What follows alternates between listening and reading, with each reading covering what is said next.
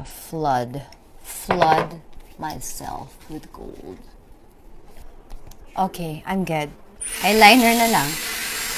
Today's event is RLC Expo 2025. So it's a big event of RLC. Hoy, ang ganda niya.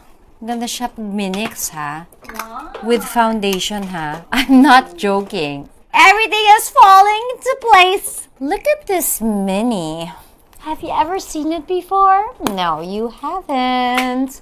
It's not yet out because I'm friends with the owner. It's a new shade. It's called Prosecco. Because why? Because Albert loves to get drunk with Prosecco. It's an Alaya that we haven't worn in such a long time, and she needs some time and exposure. Kasha without the wallet? Oh, yes. Without the organizer.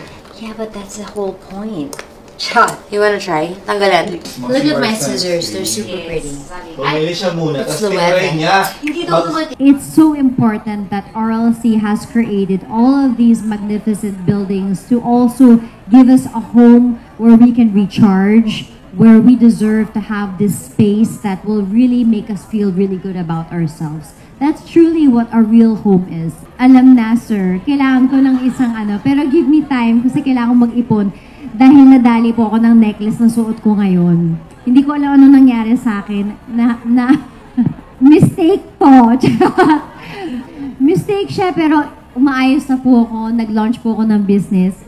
Ito na po, I'm on the right track. Support. If you want something, you make it a goal. If you want a home, don't be afraid because you're wasting your time, you're wasting the years, and you're wasting your money on milk tea and all of that jazz. Ipunin nyo na at gawin nyo na. Kung nabibili nyo yung gusto nyong alahas na 12 months to pay, ano pa naman yung bilhin nyo?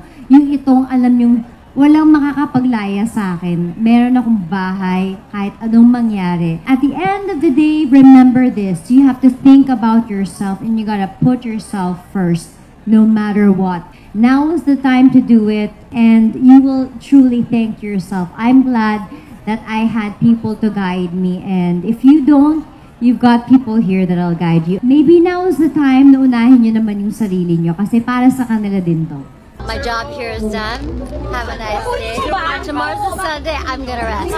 Bye.